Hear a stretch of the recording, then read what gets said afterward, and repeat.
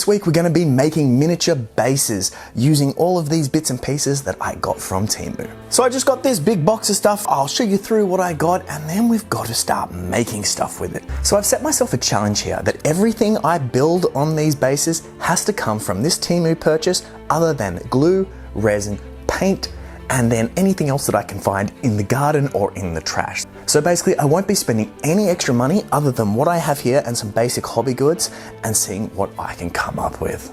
I ordered a lot of the regular bits and pieces that I know I love to use because if I'm gonna do all of this build just using the stuff from this order, I need the regulars. So we have a heap of grass tufts, flocking, static grass, extra little plants. I got a whole heap more of these little leaves because I absolutely love them and having a few different colors is really cool. I stocked up on foam moss because this is one of my favorite things now to use for trees and bushes and things like that, as well as a few bits of XPS foam because this is the absolute best thing for carving rocks and buildings and extra little bits of scatter out of. So if I want to make something extra for our bases, this is what I'm going to use. In addition to that, I got some trees. These were a really good price. They're not the best scale trees that I've ever seen. They're not super random. They're quite perfectly round, but honestly for the price, these are awesome and they will do the trick for most game boards. In addition to that, I got a heap of silicone crystal molds so I can make some big crystals. This is probably more for a build I have coming up, but I'm gonna play around with them for this as well.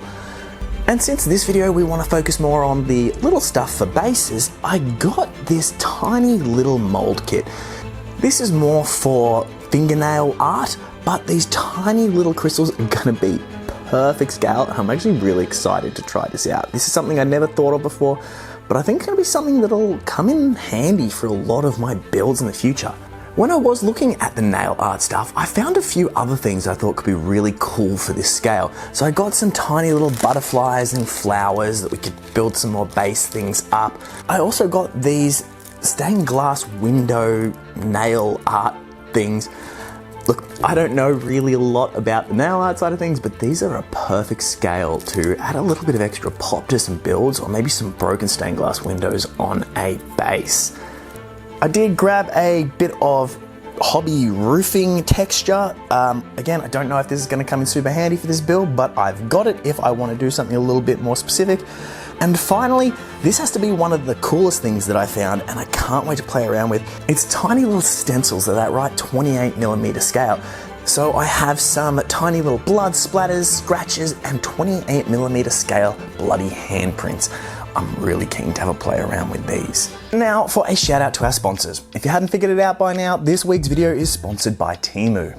They sent out all of these awesome supplies and honestly, it's given so much inspiration for a lot of my builds going forward. If you guys want to check them out, I highly recommend installing the app, either using the link in my description or scanning the QR code right here. This will take you straight to a page with a full list of all of the items that I've used in today's video. And if any of these strike your fancy, make sure to enter my code DWX9779 in the search bar to get an Australian $100 gift voucher to spend on any of these craft supplies or anything else you see fit on their app. You'll have 24 hours to use the voucher once you've entered my code, so make sure you've picked out whatever supplies it is that you want for your crafting table before you enter the code.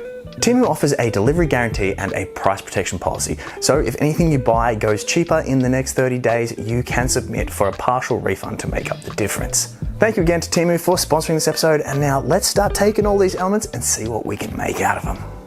So now that you've seen everything I've gotten from this haul, it's time to start making some bases. For this, I have 3D printed a ton of miniature bases.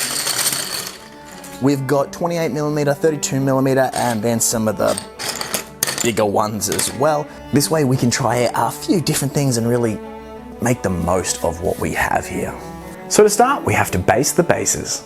For this, we just want to add a heap of texture, so I'm literally grabbing some dirt out of the garden, mixing in some glue and a little bit of watered down glue that I already have, and just making a nice texture paste that we can spread over all of these bases to give us a bit more of an uneven, rough, earthy texture. While this looks great, I also want to add a little bit of height and some rocks. For this, I'm going to grab out a piece of that XPS foam. I'm just going to start carving it up and breaking it into pieces to give us some nice random sides, to give us a couple of more scaled large rocks that we can put on these bases, and then a few bigger pieces to just sort of give us smaller cliff faces or larger boulders to put a bit more of a rise on a few of these bases. This XPS foam is great for this kind of thing. It takes detail really well, and you can just tear it up and it'll leave a really nice rocky texture. And sometimes it's hard to find, so knowing I can get it online is super handy.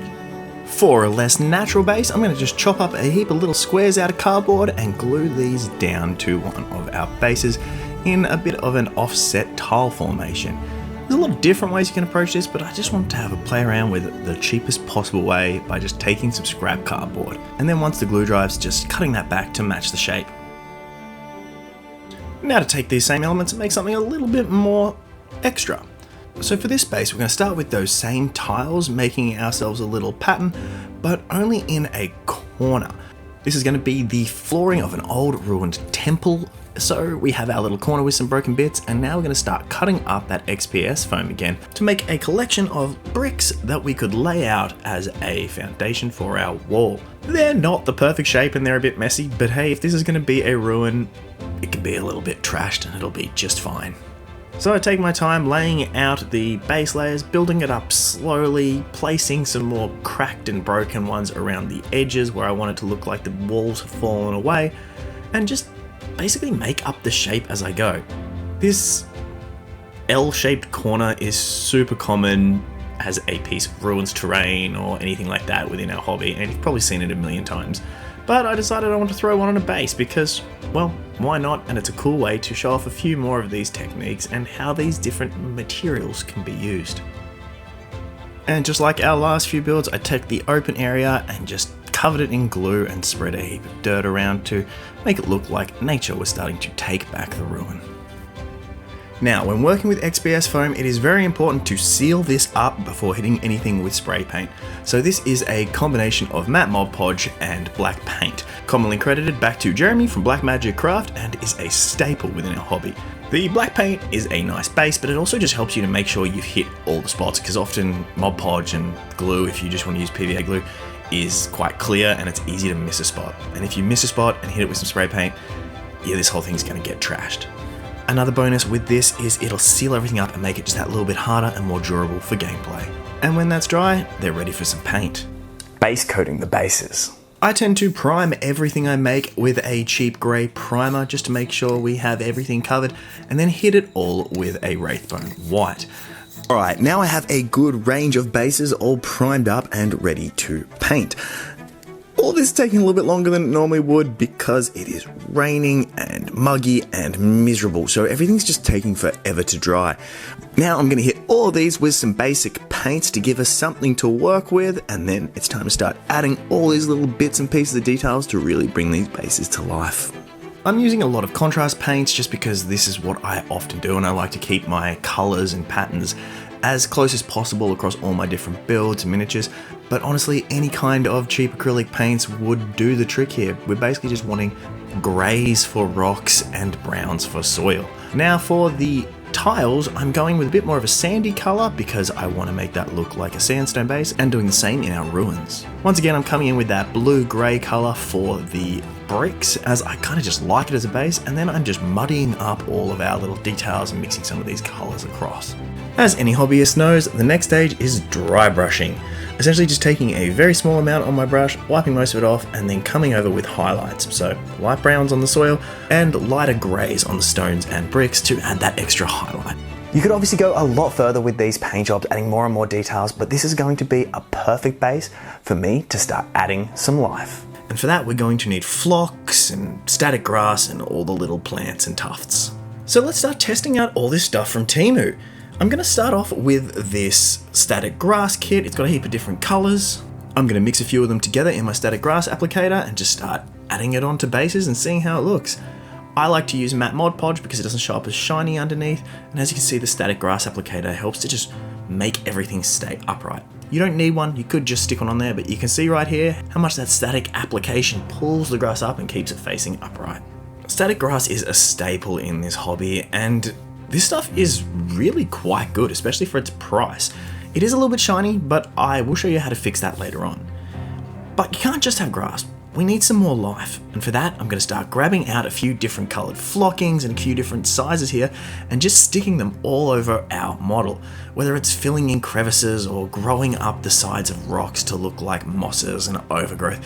It adds that next layer of bushy life. Now I'll take some of these vines and tear them apart, gluing them in place, growing up the sides. Now to add some colour, we'll add a few different flower tufts to give it a little bit of a pop and add some red flocking onto those vines to look like it's flowering. And now I'm going to show off these tiny little leaves. These are one of the coolest things that I think I got out of all of this. They are super handy and make some really interesting bases that I haven't seen a lot of in the past. By just throwing down a heap of glue, putting on a couple of patches of these on the dirt and then adding some tufts and flowers and grass, you've got a really nice natural looking space. And by just pushing them into the glue around the edges of other tufts, it looks like they've been caught by the plants while blowing in the wind. I have noticed though that they don't always glue down perfectly, so what I like to do is spritz them with isopropyl alcohol and spray them with a 50-50 mix of Mod Podge and water. By doing this with matte Mod Podge, it also helps to take that shininess away from the static grass, so I'm finishing a lot of my builds that way. Now that we've covered everything in flocking, I want to add some extra elements, and we're going to start with those stained glass windows. I specifically made these tiles with these in mind because I wanted to make it look like there was shattered glass on the bottom of a temple. To give the glass a little bit more depth, I decided to cut out some cheap plastic, peel our sticker off and stick it to that thin piece of scrap plastic before cutting that shape out again, leaving us with a nice thick window. You could easily use this as is for a terrain build, but I wanted it to look all smashed up on the ground, so I started cutting it into pieces.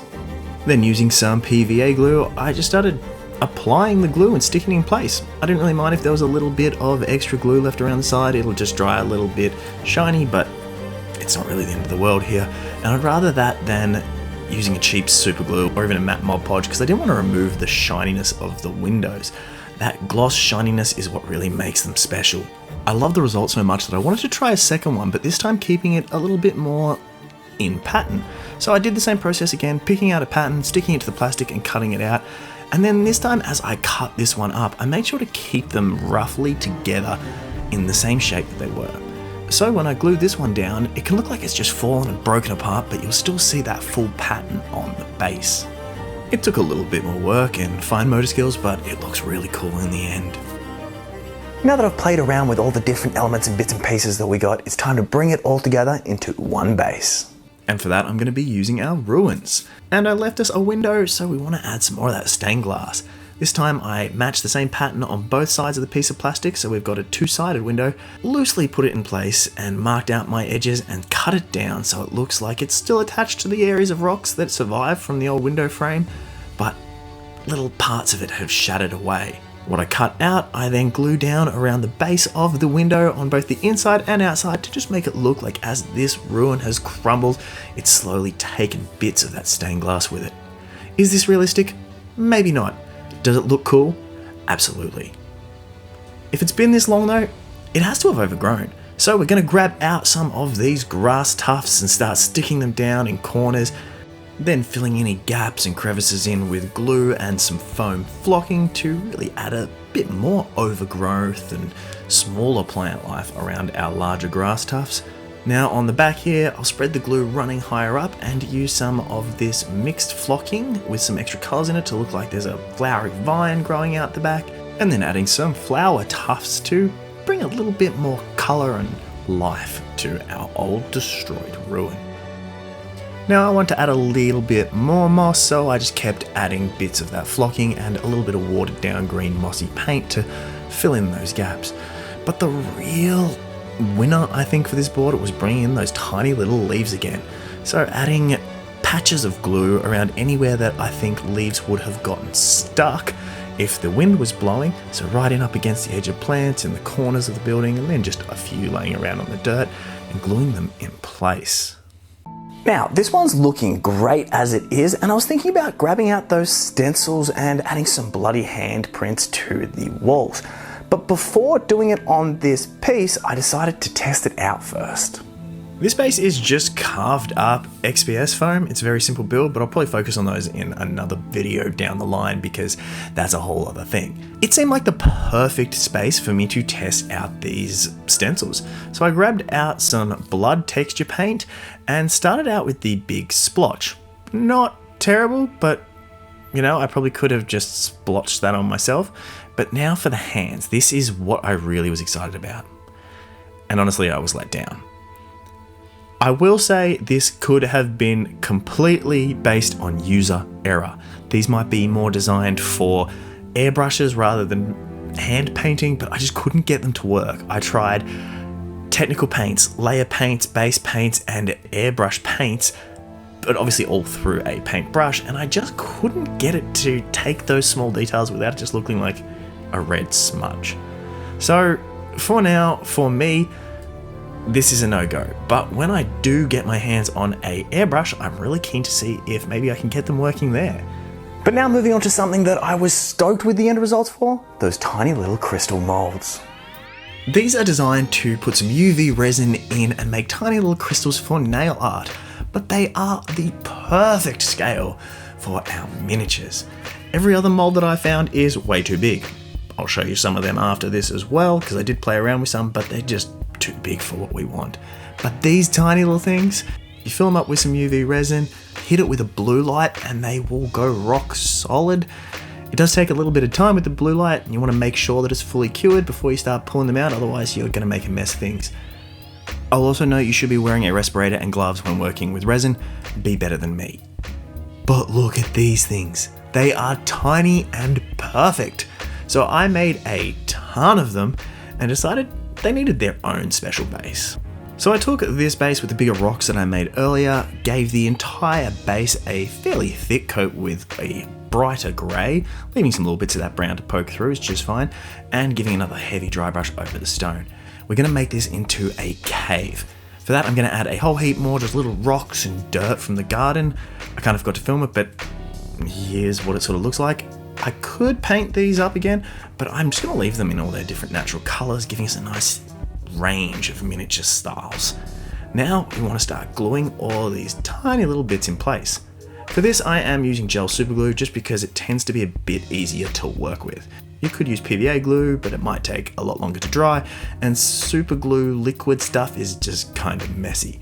So I took my time with the glue and just placed them around everywhere that I like the look of to make it look like they were almost exploding out of the rocks in a magical crystalline formation. Now, that looks pretty good as is, but I want more color. So I'm going to grab out a violet ink and just start spreading this all over our transparent crystals. I love the way these inks sort of form over the crystals. It keeps that transparency to them, but gives them a nice bright color. I also added a little bit of a gloss varnish over these at the end to keep them extra shiny, leaving us with a beautiful crystal cave base. Continuing in the space of fingernail art accessories, these tiny little roses are going to make perfect little lettuces and cabbages.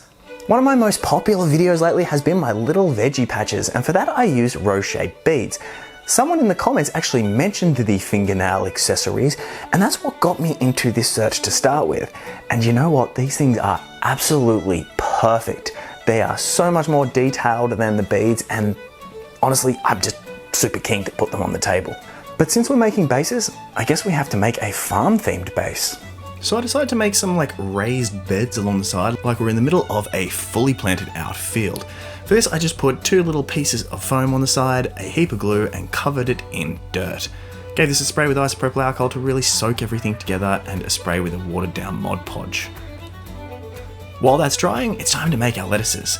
So I grabbed out some of those little flowers, primed them up, and gave them a base paint. And I've got to admit, these things look incredible. The detail on them is so much better than the beads, and I think they're going to do an awesome job for what we have planned here, and will probably be what I use in the future. Once the base is dried, I gave it a few more coats of different dirts and things just to give it a little bit more variation, gave a couple more touches up on the paint job of our roses, and started to glue them in place. I didn't love my spacing here, so I did paint up a few more and fixed it up. Now we have a little farm base, like someone is walking through the fields. And now for the final stage of every base, we just need to put a black border around the edge to really clean it up and give us that nice separation of design and base. All of these materials have led to me making some really cool and unique looking bases. Some of them are in a similar theme, but having different colors and styles has allowed me to just have such a big variety of bases that I can throw my minis on. I'm pretty keen now to try and find a whole heap of miniatures that will fit each of these styles, but it was just a lot of fun trying out a whole heap of different things. The absolute winner for me is the stained glass windows. This element adds something I have never seen before and I can't wait to use more of. In fact, I kind of want to figure out a way to make an entire army that has these temple bases with the shattered glass. I also want to include it in some of my bigger builds, so maybe a huge dilapidated temple that has just these broken, shattered stained glass windows all over the ground. Secondly, I'm so impressed with those tiny little crystals. The scale of these is perfect. While I did make a lot of these bigger crystals as well, and they're going to be super cool for some bigger builds or maybe some props or something that I make down the line, they're just a little bit big for our bases. But those tiny ones are just brilliant. I didn't get a chance to use the trees. They're not exactly the right scale for what I want, but I will find a way in the future to incorporate them into something, if not just using them for a base or chopping off the top bits and giving me some more bushes. I also really want to find a way to use these roof patterns, but in these particular cases it just didn't really make much sense. But I can't wait to use these for future builds because, as most people in the hobby know, roof tiles and shingles are one of the more time-intensive parts of any build. Other than the grass being a little bit shiny, which was an easy fix, and that stencil just not quite working for me, I don't think I had a problem with any of the materials. Everything worked perfectly and looks great on the bases. I hope you guys have managed to find some inspiration in at least one of today's builds. If you have any requests for styles of bases you'd like to see in the future, let me know in the comments below. If you have any ideas in that realm of fingernail art that you think would come across nicely into dioramas and miniatures, I would love to hear from you. And thanks again to Temu for sponsoring this video. Check out my links in the description. Use my code to get yourself a voucher. And as always, never stop making stuff.